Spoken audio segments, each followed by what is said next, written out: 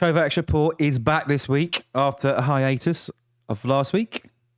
And of course, I'm back with Jimmy X. Say, Jimmy, what's your excuse for not... hell yeah. What's your excuse for not being here last week, Jim? We couldn't do the show. Well, I've got a really good reason for not being here last week, Angelo. I am now a father to a baby girl.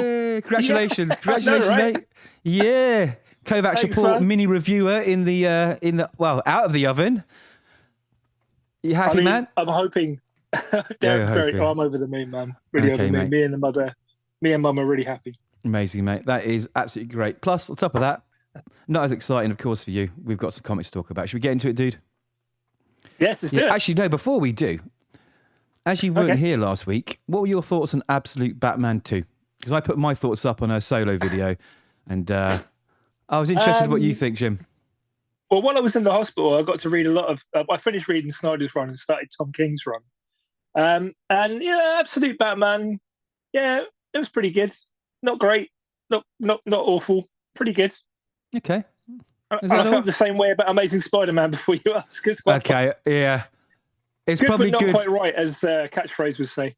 Yeah, it's probably good you weren't here last week, because if we'd done that during the show, I reckon your ears would have been burning by the end of it. Right, let's talk about this week's comics, Jim. We're going to start with Barstow, which is a new one from Dark Horse Comics, from, I guess, husband and wife team of Rebekah McKendry and Ian McKendry, art by Tyler Jenkins.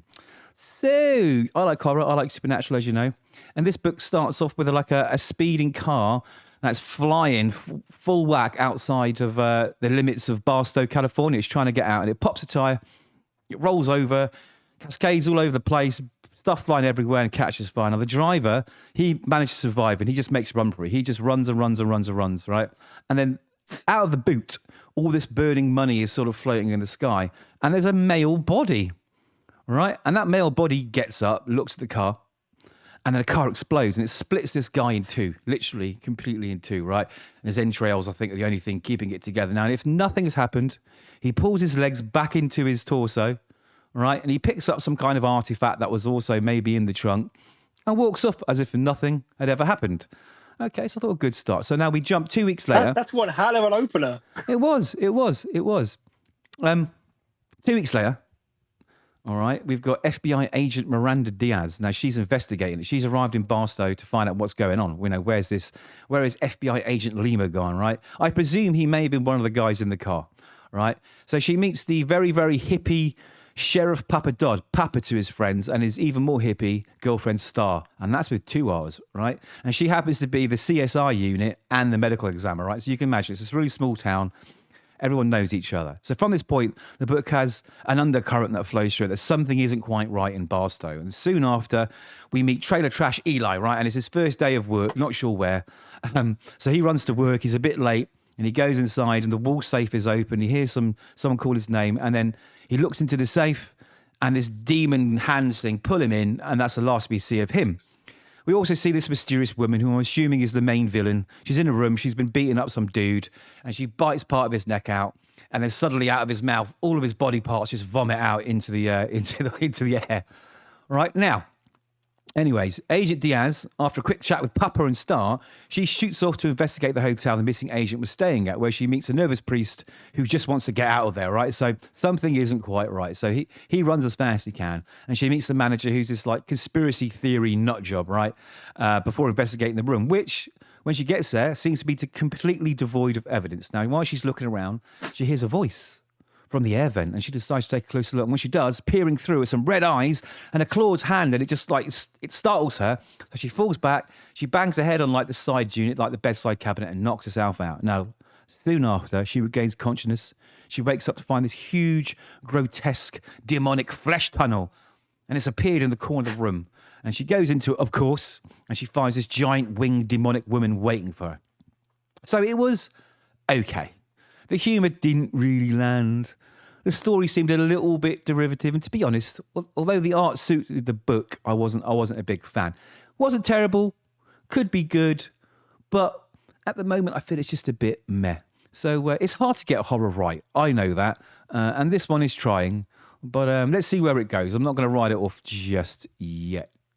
So that was Barstow number 1. We're going to move on to one of yours, The Masked Macher, right? I hadn't heard of this. Oh yeah. I hadn't heard of this before. Yeah, I'm going to start with a Dark Horse book as well this week. Oh.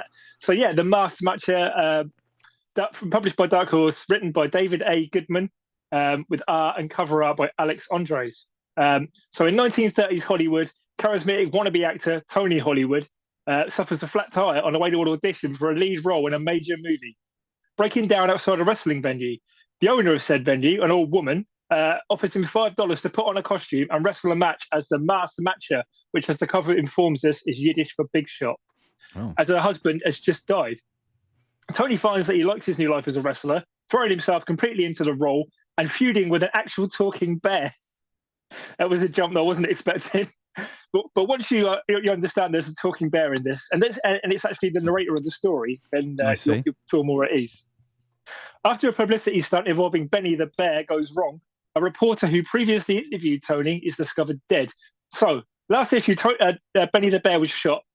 His life saved by fellow wrestler Wang, who gave him a shot of morphine. Unfortunately, this starts him down the path of opioid addiction, and he starts frequenting the opium dens of the 1930s Hollywood. Meanwhile, trying to promote his matches, Tony leans into the all-American wrestler sentiment that was popularized by Hulk Hogan in the 80s, coming into conflict with Benny's replacement, the fearsome Sheik. In actuality, he's a guy from Brooklyn pretending to be from Arabia. Tony's popularity soars while the poor Sheik has his car vandalized, faces death threats, and this leads to an epic rematch at the end of the issue for the duo. Finally, a police investigation finds the reporter's body contains the same traces of poison that the old lady's husband, the original Masked Macher, did. So yeah, this was catnip for me. I love old Hollywood. I love professional wrestling. Put them together. Got a recipe for a great little mini-series. I think the last issue is out next month. Yeah, really, really enjoyed it. Recommend. What an odd premise. Yeah. So it's not just me who likes the odd books. Listen, I don't know what's wrong with your audio this week, Jim, but I promise we'll fix it for next week. So I know you guys can still hear him, so apologies for the poor audio. Give the man a break. He's just had a kid. Well, his wife has, but we'll let him slide this week. All right, that's an odd book. I was there too. Eh? What was that, Jim? I said I was there too. I was there apparently, too. Yeah, for 2 minutes. Anyway, so moving on to the Power Fantasy. Always a highlight of the month. As always, written by Kieron Gillen with art by the amazingly talented Caspar Wijngaard. Now, the Power Fantasy, again, every month this book comes out. I really don't like doing this massive breakdown of what happens in the book because it's so good. I'm terrified that someone's gonna watch the show and it's gonna ruin it. So yeah, like you. So I'm gonna try and do a non-spoiler review yet again. All right. So the Power Fantasy. You're welcome. I will have read it for next month, I promise. Okay, make sure you do, right? Because it's so good. The Power Fantasy continues to captivate me, right? And it's like I say, it's a unique take on a superpower world in an alternate timeline where everything is shifted after 6 individuals, these powerful people, were granted extraordinary abilities after World War II. Now, while the previous issue spotlighted Santa, let's call her Valentina, right? This issue brings in one of these other supers, one of the other 6 called Misumi, right? And this whole issue focuses around her, unravels her character, and it sets the stage for all the escalating tensions that are among the other supers. So this issue transitions from expansive world building to deeply personal exploration, right? It opens in 1982 Tokyo, where the ominous image of a kaiju-like creature looms over the city, right? And that's introduced through cryptic purple text on a black page, right? And it's quite haunting, right? And it also ties directly to Masumi's powers, which manifest as this monstrous entity when she starts getting stressed or angry and everything else, which is really, really cool. Then we fast forward to 1999, right?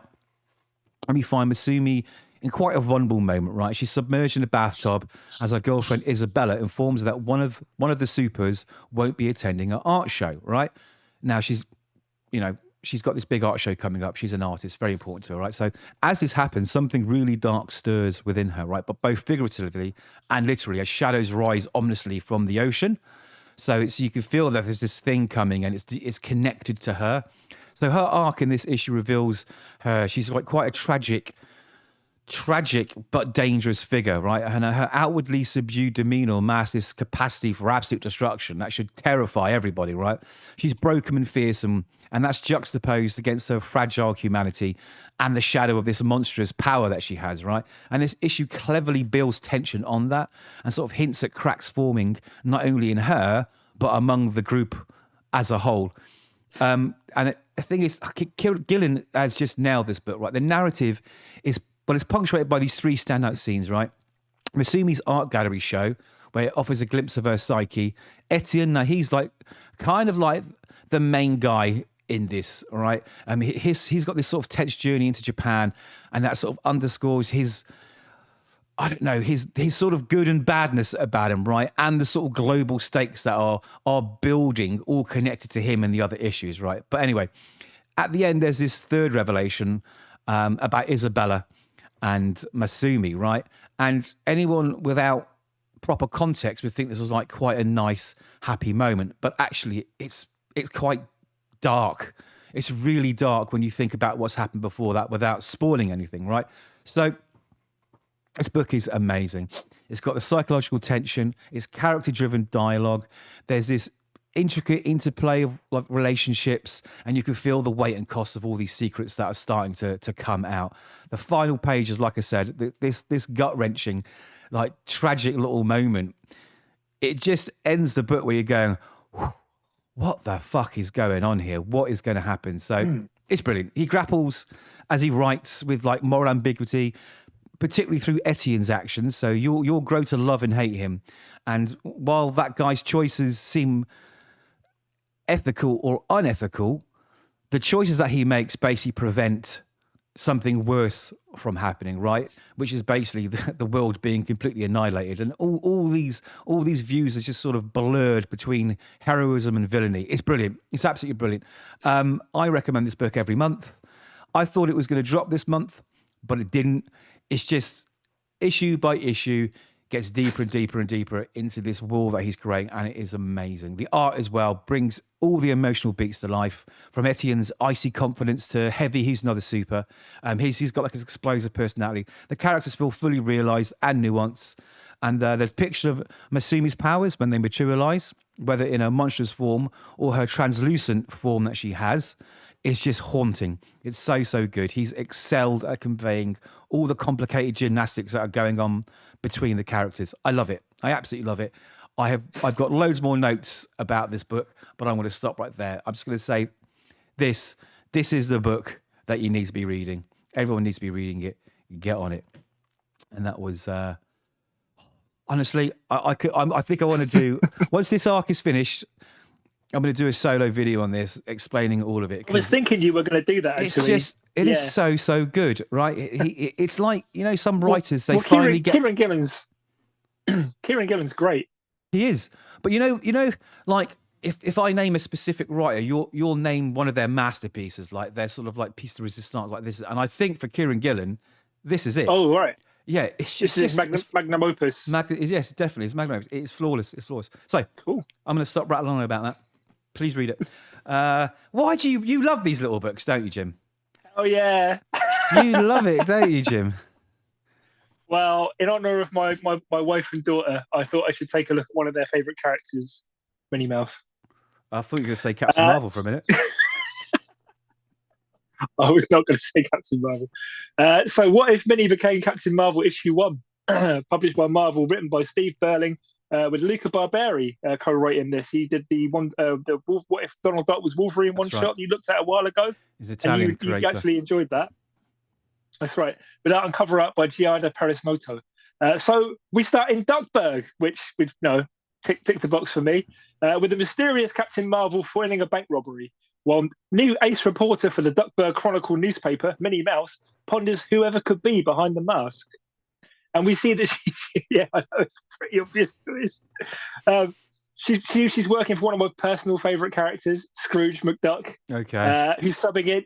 He's subbing in for J. Jonah Jameson in this tale as the owner of the Duckburg Chronicle, and he's tasked with getting an exclusive interview with Captain Marvel. And as she heads into the office to have a meeting with him, she has a strange feeling. Just before classic Disney villain Peg Leg Pete comes crashing through the window dressed as Scorpion. You can see that in the top left-hand corner. I can see it, yeah. Scrooge tells Minnie to get out while he tackles the foe. But when he turns around, she's gone. And there are very welcome jokes about the billionaire duck famously being cheap, telling an employee to flee with him and to think of it as an unpaid break. He bravely lobs stacks of newspapers at Scorpion Pete to no avail before Captain Marvel flies in, ripping the door off the hinges to block his attack. And this annoys both parties. It breaks Pete's tail, for one, and Scrooge crossly tells her that she owes him a new door.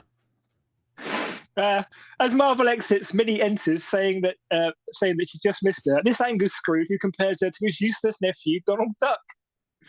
Later, his money bin is attacked by a giant mech beagle boy, because of course it is, and she defeats it with ease, flashing back to when she, as Minnie, went to an interview in the money bin, while Scrooge was fighting a magical foe, a magical dispel.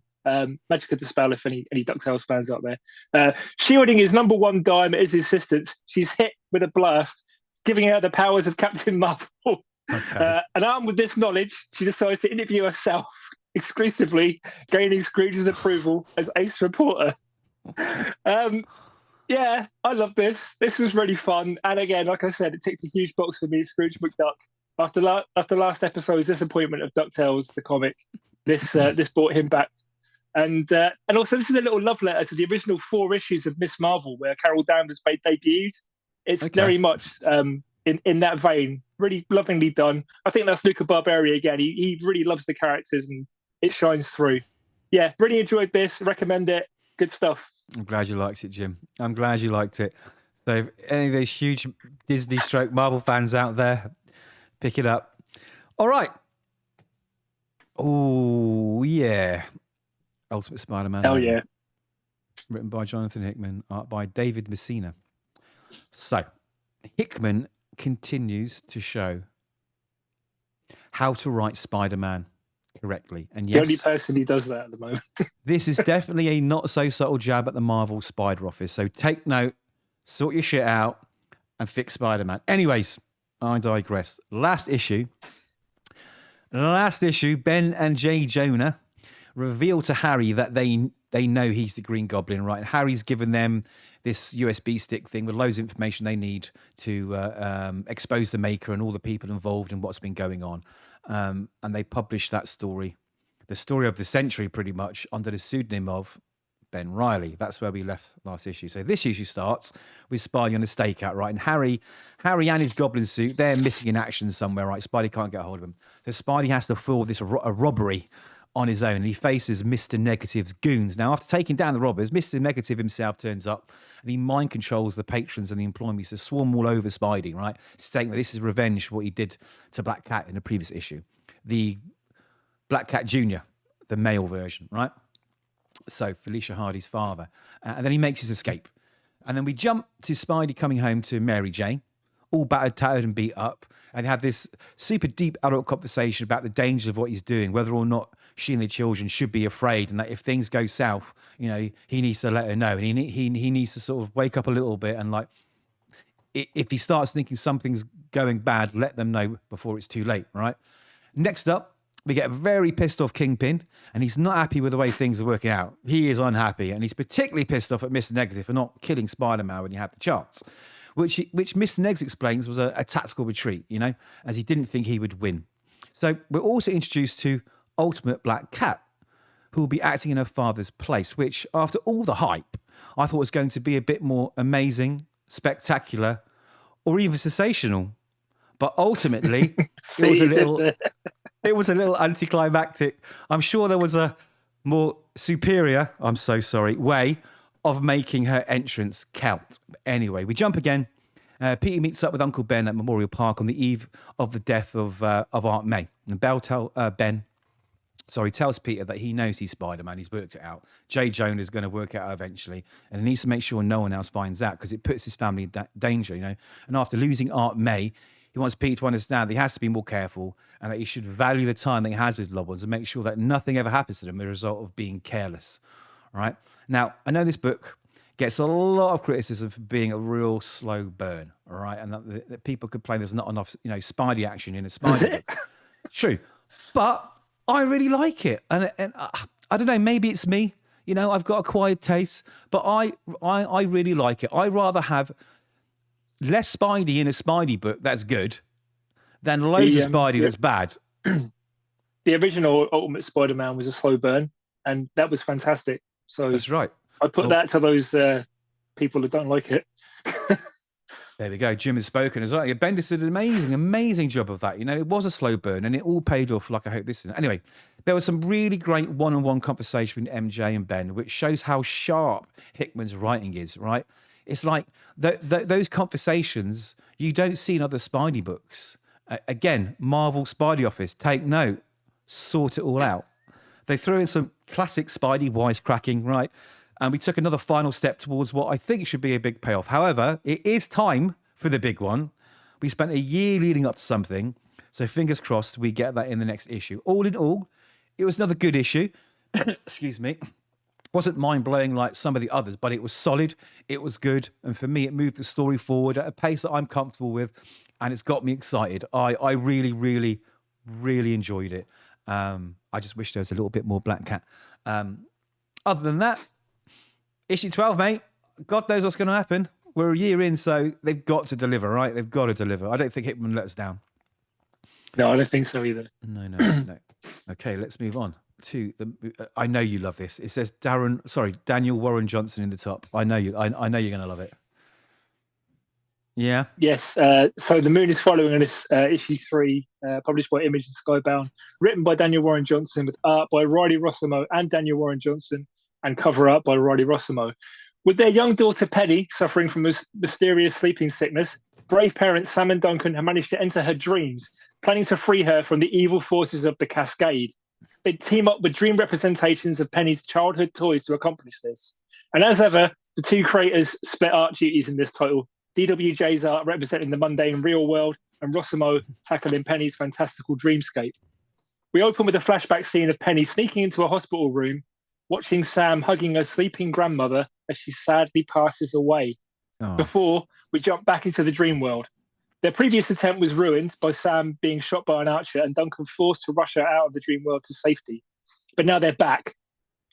Ally Tash has been mapping Penny's mind as the Cascade take over more and more of it, and believes that he's finally located a sweet spot where she's being held, leading to the parents, along with One-Eyed Toad Brio and gun-toting Battle Bear, to attempt a daring extraction.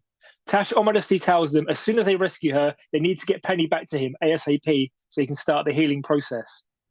After berating her husband again for refusing to kill an unarmed guard in the previous mission, Sam charges in gung-ho, kicking her way through the opposition in a cool, massive battle sequence from Rossmo, ultimately locating and rescuing her beloved daughter as all hell breaks loose around them.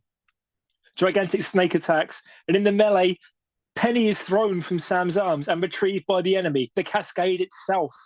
Battle Bear is decapitated, attempting to rescue Penny in a shock moment before Sam attacks it, unmasking our foe to reveal the Cascade is actually her late mother, who asks, "Why do you fight so hard?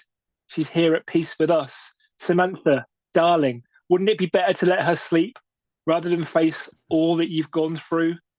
As the issue ends. God damn it, Daniel Warren Johnson, you've done it again.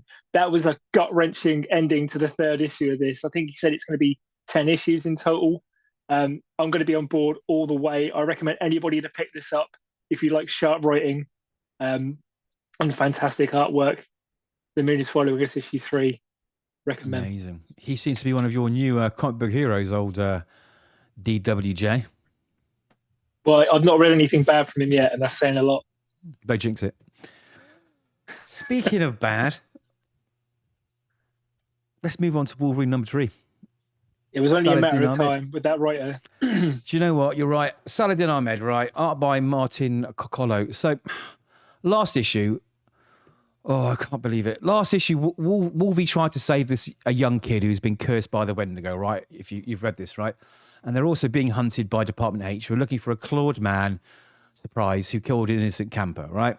So, Previously, this Wendigo is a little bit more timid because he's a young boy and he was getting used to the fact that he's this weird monster. But now he's got like a taste for blood and he's a lot more aggressive and a lot harder to handle. So Wolverine literally, does have his hands full. To add that to Logan's problems, there's an injured Department H agent who's also Wendigo trying to take a bite out, make his lunch, who no doubt is going to change it to Wendigo also. However, he circumvents that by giving him some of his healing factor blood. All right? Okay. Anyway, while that's going on, the Wendigo is caught up with the squad of Department H agents who are hunting them, and all hell breaks loose. Now, Wolverine tries to help, but the agents just start shooting him too. Now, long story, and to be honest, boring story short, he saves everyone, and he informs one of the agents that Silas Burr, Cyber, is in actual fact the murderer that they're looking for. And then Wolverine and Wendigo, they walk off into the sunset. Not even joking, they walk off into the sunset. Now, the issue ends with an epilogue 5,000 miles away in Kyoto, Japan, and Cyber is fighting, killing some goons who happen to be under the employ of Lady Deathstrike, who isn't too happy about it, right? And they start to fight too. And as you know, that weird gold thing has gone into his adamantium, turning it into gold and giving him more powers and turning him into a bit of a freak. And as their arms clash, the gold sort of scratches across her adamantium and starts infecting her with whatever is corrupting Cyber. So that was it. Sure.